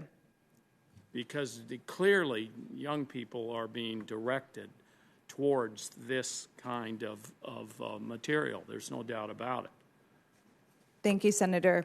YouTube is doing everything that it can to ensure child safety online and works with a number of organizations to do so and will continue to do so. Do you agree with that, Mr. Harris? I don't, because I know the researchers who are unpaid who stay up till 3 in the morning trying to scrape the data sets to show what these actual results are, and it's only through huge amounts of public pressure that incrementally they've tackled bit by bit, issue by issue, bits and pieces of it. And if they were truly acting in responsibility, they would be doing so preemptively without the unpaid researchers staying up till 3 in the morning doing that work. Yeah. Thank you, Mr. Chairman. Thank you, Senator Udall. Senator Sullivan. Thank you, Mr. Chairman, and I appreciate the witnesses being here today. Very important issues that we're all struggling with. Let me ask Ms. Stamfill. I had the opportunity to engage in a couple rounds of questions with Mr. Zuckerberg from Facebook when he was here. One of the questions I asked, which I think we're all trying to struggle with, is this issue of what you, when I say you, Google or Facebook, what you are, right? You think there's this notion that you're a tech company, but some of us think you might be the world's biggest publisher. I think about 140 million people get their news from Facebook. When it combines Google and Facebook, I think it's about somewhere north of 80% of Americans get their news. So what are you? Are you a publisher? Are you a tech company? And are you responsible for your content? I think that's another really important issue. Mark Zuckerberg did say he was responsible for their content, but at the same time he said that they're a tech company, not a publisher. And as you know, whether you are one or the other is really critical, almost the threshold issue in terms of how and to what degree you would be regulated by federal law. So which one are you? Thank you, Senator. As I might remind everybody, I am a user experience director for Google, and so I support our digital well-being initiative. With that said, I know we're a tech company. That's the extent to which I know this definition that you're speaking of. So do you feel you're responsible for the content that comes from Google on your websites when people do searches? Thank you, Senator. As I mentioned, this is a bit out of my area of expertise as the digital well-being expert. I would defer to my colleagues to answer that specific question. Well, maybe we can take those questions for the record. Of course. Anyone else have a thought on that pretty important threshold question? Yeah, I think so. Mr. Harris? If it's okay if I jump in. Sure. Thank you, Senator. The issue here is that Section 230 of the Communications Decency Act. It's all about Section 230. It's all about Section 230. Has obviously made it so that the platforms are not responsible for any content that is on them, which freed them up to do what we've created today. The problem is if is YouTube a publisher? Well, they're not generating the content. They're not paying journalists. They're not doing that. But they are recommending things. And I think that we need a new class between, the New York Times is responsible if they say something that defames someone else, that reaches a certain 100 million or so people. When YouTube recommends flat earth conspiracy theories hundreds of millions of times, and if you consider that 70% of YouTube's traffic is driven by recommendations, meaning driven by what they are recommending, when an algorithm is choosing to put in front of the eyeballs of a person, if you were to backwards derive a motto, it would be, with great power comes no responsibility. Well, let me follow up on that, two things real quick, because I want to make sure I don't run out of time here. It's a good line of questioning. When I asked Mr. Zuckerberg, he actually said they were responsible for their content. That was in a hearing like this. Now, that actually starts to get close to being a publisher, from my perspective. So I don't know what Google's answer is or others, but I think it's an important question. And Mr. Harris, you just mentioned something that I actually think is a really important question. I don't know if some of you saw Tim Cook's commencement speech at Stanford a couple weeks ago. I happened to be there and saw it. I thought it was quite interesting. But he was talking about all the great innovations from Silicon Valley. But then he said, quote, "Lately it seems this industry is becoming better known for a less noble innovation, the belief that you can claim credit without accepting responsibility." Then he talked about a lot of the challenges, and then he said, "It feels a bit crazy that anyone should have to say this, but if you've built a chaos factory, you can't dodge responsibility for the chaos. Taking responsibility means having the courage to think things through." So I'm going to open this up, kind of final question, and maybe we'll start with you, Mr. Harris. What do you think he was getting at? It was a little bit generalized, but he obviously put a lot of thought into his commencement speech at Stanford. This notion of building things, creating things, and then going, whoa, I'm not responsible for that. What's he getting at? And then I'll open that up to any other witnesses. I thought it was a good speech, but I'd like your views on it. Yeah, I think it's exactly what everyone's been saying on this panel, that these things have become digital Frankensteins that are terraforming the world in their image, whether it's the mental health of children or our politics and our political discourse, and without taking responsibility for taking over the public square. So again, it comes back to... And who do you think is responsible? I think we have to have the platforms be responsible for when they take over election advertising. They're responsible for protecting elections. When they take over mental health of kids or Saturday morning, they're responsible for protecting Saturday morning. Anyone else have a view on the quotes I gave from Tim Cook's speech? Mr. Walton. I think one of the questions is, what do you want to have happen? That is, when you say something bad is happening, it's giving the wrong recommendations. By what definition of wrong? What is who is deciding? Who is kind of the moral arbiter? I mean, if I was running one of these automated content selection companies, my company does something different, I would not want to be kind of a moral arbiter for the world, which is what's effectively having to happen when there's sort of decisions being made about what content will be delivered, what will not be being delivered. My feeling is the right thing to have happen is to break that apart, to have a more market-based approach, to have third parties be the ones who are responsible for sort of that final decision about what content is delivered to what users, so that the platforms can do what they do very well, which is the kind of large-scale engineering, large-scale monetization of content, that somebody else gets to be, that somebody that users can choose from, a third party gets to be the one who is deciding sort of the final ranking of content shown to particular users, so users can get brand allegiance to particular content providers that they want and not to other ones. Thank you, Mr. Chairman. Thank you, Senator Sullivan. Senator Markey. Thank you, Mr. Chairman, very much. YouTube is far and away the top website for kids today. Research shows that a whopping 80% of 6 through 12-year-olds use YouTube on a daily basis. But when kids go on YouTube, far too often they encounter inappropriate and disturbing video clips that no child should ever see. In some instances, when kids click to view cartoons and characters in their favorite games, they find themselves watching material promoting self-harm and even suicide. In other cases, kids have opened videos featuring beloved Disney princesses and all of a sudden see a sexually explicit scene. Videos like this shouldn't be accessible to children at all, let alone systematically served to children. Mr. Harris, can you explain how, once a child consumes one inappropriate YouTube video, the website's algorithms begin to prompt the child to watch more harmful content of that sort? Yes, thank you, Senator. So if you watch a video about a topic, let's say it's that cartoon character, the Hulk or something like that, YouTube picks up some pattern that maybe Hulk videos are interesting to you.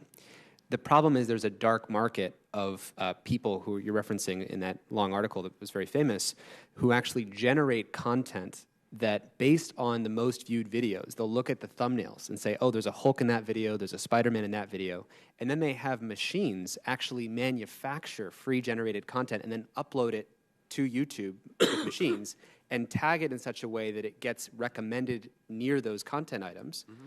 And YouTube is trying to maximize traffic for each of these publishers. So when these machines upload the content, it tries to dose them with some views and saying, well, maybe this video is really good. And it ends up gathering millions and millions of views because kids, quote unquote, like them. And I think the key thing going on here is that, as I said in the opening statement, this is about an asymmetry of power being masked as an equal relationship, because technology companies claim we're giving you what you want, so as opposed to... So for the 6 to 12-year-old, they just keep getting fed the next video, the next video, the next video. Correct. And there's no way that that can be a good thing for our country over a long period of time. Especially when you realize the asymmetry that YouTube's pointing a supercomputer at that child's brain and calculating. An 6-year-old, an 8-year-old, a 10-year-old. Yeah, right. Just wrong. So clearly the way the websites are designed can pose serious harm to children, and that's why in the coming weeks I will be introducing the Kids Internet Design and Safety Act, the KIDS Act.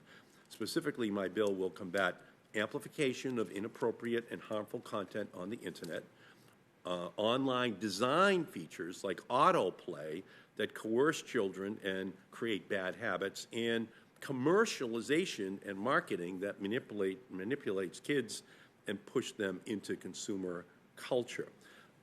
So to each of today's witnesses, will you commit to working with me to enact strong rules that tackle the design features and underlying issues that make the Internet unsafe for kids? Mr. Harris? Yes. Ms. Stanfield? Yes. It's a terrific goal, but it's not particularly my expertise. Okay. Yes. Okay, thank you. Mr. Stanfield, Ms. Stanfield, recent reporting suggests that YouTube is considering significant changes to its platform, including ending autoplay for children's videos, so that when one video ends, another doesn't immediately begin, hooking the child onto long viewing sessions. Call for an end to autoplay for kids. Can you confirm that to this committee that YouTube is getting rid of that feature? Thank you, Senator. I cannot confirm that as a representative from Digital Wellbeing. Thank you. I can get back to you, though. I think it's important, and I think it's very important that that happen voluntarily or through federal legislation to make sure that the Internet is a healthier place for kids. And Senators Blunt and Schatz and myself, Senator Sass, Senator Collins, Senator Bennett, are working on a bipartisan Children and Media Research Advancement Act that will commission a 5-year, $95 million research initiative at the National Institutes of Health to investigate the impact of tech on kids. It will produce research to shed light on the cognitive, physical, and socio-emotional impacts of technology on kids.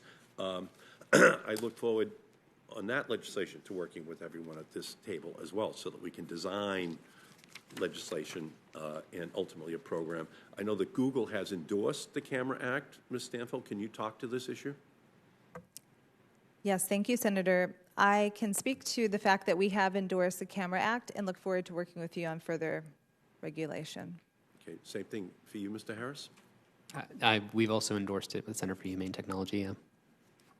Thank you. So I just think we're late as a nation to this subject, but I don't think that we have an option. We have to make sure that there are enforceable protections for the children of our country. Thank you, Mr. Chairman. Thank you, Senator Markey. Senator Young. I thank our panel for being here. I thought I'd ask a question about concerns that many have, and I expect concerns will grow about AI becoming a black box where it's unclear exactly how certain platforms make decisions. In recent years, deep learning has proved very powerful at solving problems and has been widely deployed for tasks like image captioning, voice recognition, and language translation. As the technology advances, there is great hope for AI to diagnose deadly diseases, calculate multi-million-dollar trading decisions, and implement successful autonomous innovations for transportation and other sectors. Nonetheless, the intellectual power of AI has received public scrutiny and has become unsettling for some futurists. Eventually, society might cross a threshold in which using AI requires a leap of faith. In other words, AI might become, as they say, a black box where it might be impossible to tell how an AI that has internalized massive amounts of data is making its decisions through its neural network, and by extension, it might be impossible to tell how those decisions impact the psyche, the perceptions, the human understanding, and perhaps even the behavior of an individual. In early April, the European Union released final ethical guidelines calling for what it calls trustworthy AI. The guidelines aren't meant to be or intend to interfere with policies or regulations, but instead offer a loose framework for stakeholders to implement their recommendations. One of the key guidelines relates to transparency and the ability for AI systems to explain their capabilities, limitations, and decision-making.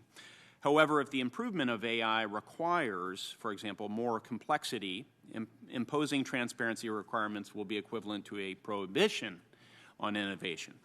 So I will open this question to the entire panel, but my hope is that Dr. Wolfman, I'm sorry, sir, you can begin. Can you tell this committee the best ways for Congress to collaborate with the tech industry to ensure AI system accountability without hindering innovation? And specifically, should Congress implement industry requirements or guidelines for best practices? It's a complicated issue. Yes. I think that it varies from industry to industry.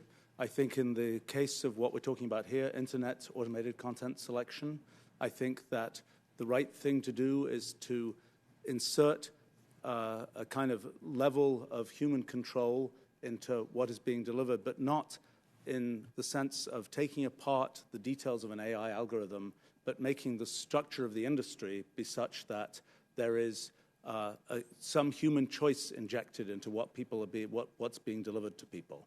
I think the bigger story is we need to understand how we're going to make laws that can be specified in computational form and applied to AIs. We're used to writing laws in English, basically, and we're used to being able to say, write down some words and then have people discuss whether they're following those words or not. When it comes to computational systems, that won't work. Things are happening too quickly, they're happening too often. You need something where you're specifying computationally, this is what you want to have happen, and then the system can perfectly well be set up to automatically follow those computational rules or computational laws. The challenge is to create those computational rules, and that's something we're just not yet experienced with. It's something that we're starting to see computational contracts as a practical thing in the world of blockchain and so on, but we don't yet know how you would specify some of the things that we want to specify as rules for how our systems work. We don't yet know how to do that computationally. Are you familiar with the EU's approach to develop ethical guidelines for trustworthy AI? I'm not familiar with those specifics. Are any of the other panelists in? Okay. Well, then perhaps that's a model we could look at. Perhaps that would be ill-advised. So for stakeholders that may be watching these proceedings or listening to them, they can tell me. Do others have thoughts? So in my written comments, I outlined a number of transparency mechanisms that could help address some of your concerns, and some of the recommendations, one specifically, which was the last one, is we suggested that companies create an algorithmic impact assessment, and that framework, which we initially wrote for government use, can actually be applied in the private sector, and we built the framework from learning from different assessments. So in the US, we use environmental impact assessments, which allows for robust conversation about development projects and their impact on the environment, but also in the EU, which is one of the reference points that we use, they have a data protection impact assessment, and that's something that's done both in government and in the private sector. But the difference here, and why I think it's important for Congress to take action, is what we're suggesting is something that's actually public, so we can have a discourse about whether this is a technological tool that has a net benefit for society or something that's too risky that shouldn't be available. I'll be attentive to your proposal. Do you mind if we work with you, a dialogue, if we have any questions about it? Yes, very much. All right, thank you. Others have any thoughts? It's okay if you don't. Okay. Sounds like we have a lot of work to do, industry, working with other stakeholders to make sure that we don't act impulsively, but we also don't neglect this area of public policy. Thank you. Thank you, Senator Young. Senator Cruz. Ms. Stamphill, a lot of Americans have concerns that big tech media companies, and Google in particular, are engaged in political censorship and bias. As you know, Google enjoys a special immunity from liability under Section 230 of the Communications Decency Act. The predicate for that immunity was that Google and other big tech media companies would be neutral public fora. Does Google consider itself a neutral public forum? Thank you, Senator. Yes, it does. Okay. Are you familiar with a report that was released yesterday from Veritas that included a whistleblower from within Google, that included videos from a senior executive at Google, and that included documents that are purportedly internal PowerPoint documents from Google? Yes, I heard about that report in industry news. Have you seen the report? No, I have not. So you didn't review the report to prepare for this hearing? It's been a busy day, and I have a day job, which is digital well-being at Google, so I'm trying to make sure I keep the trains on the sorry, tracks. this hearing is impinging on your day job. It's a great opportunity. Thank you. I really Well, appreciate one of the it. things in that report, and I would recommend people interested in political bias at Google watch the entire report and judge for yourself. There's a video from a woman, Jen Janai. It's a secret video that was recorded. Jen Janai, as I understand it, is the head of, quote, responsible innovation for Google. Are you familiar with Ms. Janai? I work in user experience, and I believe that AI group is somebody we worked with on the AI principles, but it's a big company, and I don't work directly with Jen. Do you know her or no? I do not know Jen. Okay. As I understand it, she is shown in the video saying, and this is a quote, Elizabeth Warren is saying that we should break up Google. And like, I love her, but she's very misguided. Like, that will not make it better. It will make it worse. Because all these smaller companies who don't have the same resources that we do will be charged with preventing the next Trump situation. It's like a small company cannot do that. Do you think it's Google's job to, quote, prevent the next Trump situation? Thank you, Senator. I don't agree with that. No, sir.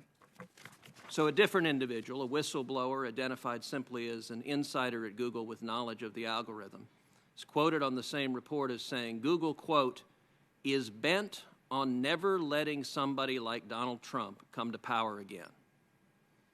Do you think it's Google's job to make sure, quote, somebody like Donald Trump never comes to power again? No, sir, I don't think that is Google's job. And we build for everyone, including every single religious belief, every single demographic, every single region, and certainly every political affiliation. Well, I have to say that that certainly does not appear to be the case. Of the senior executives at Google, do you know of a single one who voted for Donald Trump? Thank you, Senator. I'm a user experience director, and I work on Google digital well-being, and I can tell you we have diverse views, but I can't... It's a simple question. Do you know of anyone who voted for Trump? Of the senior I definitely know of people who voted for Trump. Of the senior executives at Google? I don't talk politics with my workmate. Is that a no? Sorry, is that a no to what? Do you know of any senior executives, even a single senior executive at the company who voted for Donald Trump?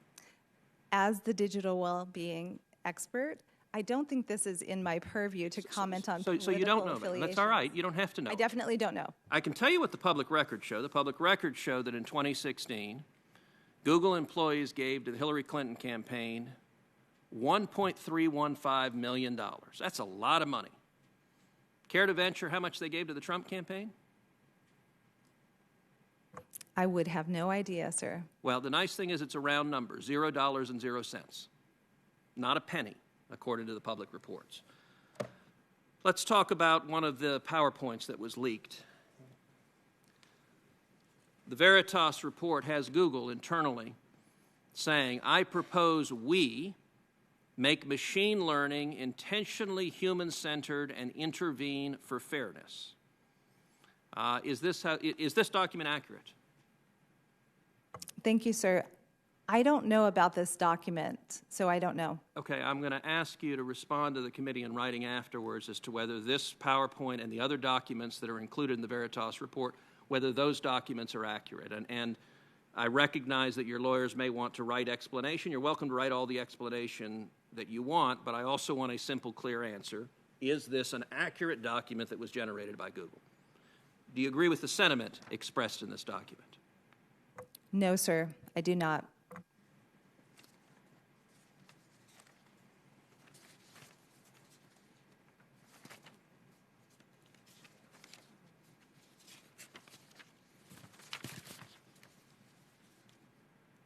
Let me read you another, also in this report. It indicates that Google, according to this whistleblower, deliberately makes recommendations if someone is searching for conservative commentators, deliberately shifts the recommendation, so instead of recommending other conservative commentators, it recommends organizations like CNN or MSNBC or left-leaning political outlets. Is that occurring? Thank you, sir. I can't comment on search algorithms or recommendations given my purview as the digital well-being lead. I can take that back to my team, though. So is it part of digital well-being for search recommendations to reflect where the user wants to go rather than deliberately shifting where they want to go? Thank you, sir. As a user experience professional, we focus on delivering on user goals. So we try to get out of the way and get them on the task at hand. So a final question. One of these documents that was leaked explains what Google is doing, and it has a series of steps. Training data are collected and classified, algorithms are programmed, media are filtered, ranked, aggregated, and guaranteed, and that ends with people, parentheses, like us, are programmed. Does Google view its job as programming people with search results? Thank you, Senator. I can't speak for the whole entire company, but I can tell you that we make sure that we put our users first in our design. Well, I think these questions raise very serious, these documents raise very serious questions about political bias at the company. Thank you, Senator Cruz. Senator Schatz, anything to wrap up with? Just a quick statement and then a question.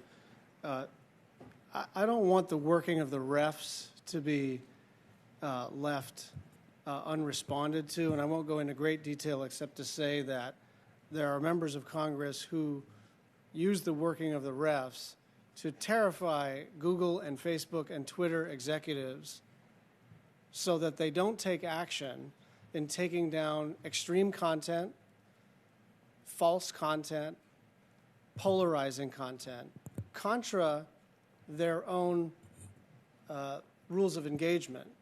And so I don't want the fact that the Democratic side of the aisle is trying to engage in good faith on this public policy matter and not work the refs. Allow the message to be sent to the leadership of these companies that they have to respond to this bad faith accusation every time we have any conversation about what to do in tech policy. My final question for you, this will be the last time I leap to your defense, Ms. Stanfill. Did you say privacy and data is not core to digital well-being? Thank you, sir. I might have misstated how that's being phrased. So what I meant... What do you mean to say? Oh, I mean to say that there is a team that focuses day in, day out on privacy, security, control as it relates to user data that is outside of my area. But so you're talking sort of bureaucratically, and I don't mean that as a pejorative. You're talking about the way the company is organized. I'm saying, aren't privacy and data core to digital well-being? I see. Sorry, I didn't understand that point, Senator. In retrospect, what I believe is that it is inherent in our digital well-being principles that we focus on the user, and that requires that we focus on privacy, security, control of their data. Thank you. Thank you, Senator Schatz. And to be fair, I think both sides work the refs.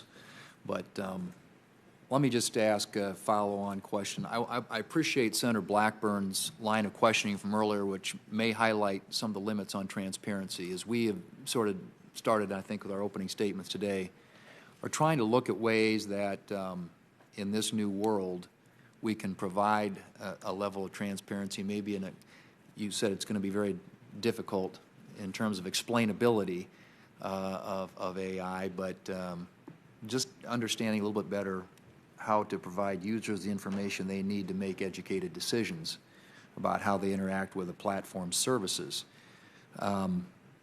So the question is, might it make sense to let users effectively flip a switch to see the difference between a filtered, algorithm-based presentation and an unfiltered presentation?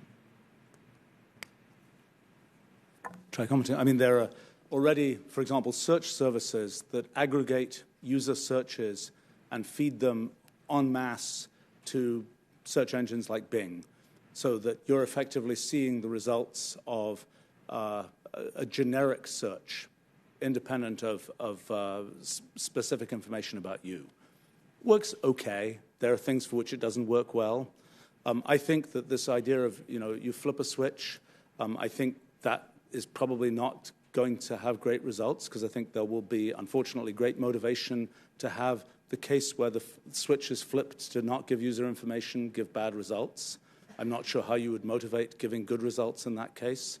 I think that it's also, it's sort of when you think about that switch, you can think about a whole array of other kinds of switches, and I think pretty soon it gets pretty confusing for users to decide, which switches they flip for what. Do they give location information but not this information? Do they give that information, not that information? I mean, my own feeling is the most promising direction is to let some third party be inserted who will develop a brand. There might be 20 of these third parties. It might be like newspapers where people can pick, do they want news from this place, that place, another place. To insert third parties and have more of a market situation where you're relying on the trust that you have in that third party to determine what you're seeing, rather than saying the user will have precise, detailed control. I mean, much as I would like to see more users be more engaged in kind of computational thinking and understanding what's happening inside computational systems, I don't think this is a case where that's going to work in practice. All right. Anybody else?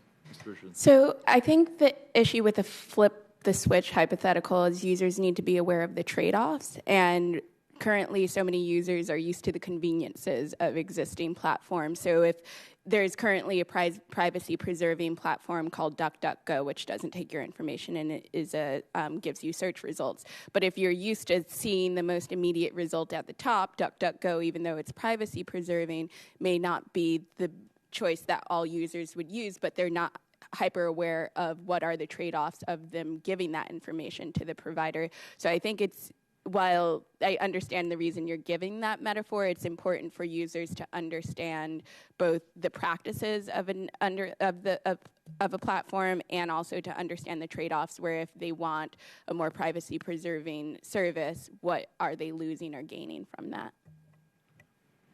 Chairs. Yeah, the issue is also that users, I think has already been mentioned, will quote-unquote prefer, because it saves them time and energy, the summarized feed that's algorithmically filtering it down for them. Even Jack Dorsey at Twitter has said that when you show people the reverse chronological feed versus the algorithmic one, it saves them time and it's more relevant to do the algorithmic one. So even if there's a switch, most people will quote-unquote prefer that one. And I think they have to be aware of the trade-offs, and we have to have a notion of what fair really means there. What I'm most concerned about is the fact that this is still fairness with respect to increasingly fragmented truth that debases the information environment that a democracy depends on of shared truth or shared narrative. But that's more. I'd like to comment on that issue. I mean, I think the challenge is when you want to sort of have a single shared truth, the question is who gets to decide what that truth is. And I think that's, the question is that decided within a single company, implemented using AI algorithms? Is that decided in some more, market kind of way by a collection of companies? I think it makes more sense in kind of the American way of doing things to imagine that it's decided by a whole selection of companies rather than being something that is burnt into a platform that, for example, has sort of become universal through network effects and so on. All right. Well, thank you all very much. This is a very complicated subject, but one I think that your testimony and responses have helped shed some light on, and certainly will shape our thinking in terms of how we proceed. But there's definitely a lot of food for thought there. So thank you very much for your time and for your input today. We'll leave the hearing record open for a couple of weeks, and we'll ask senators if they have questions for the record to submit those, and we would ask all of you, if you can, to get those responses back as quickly as possible so that we can include them in the final hearing record. I think with that, we are adjourned. Thanks.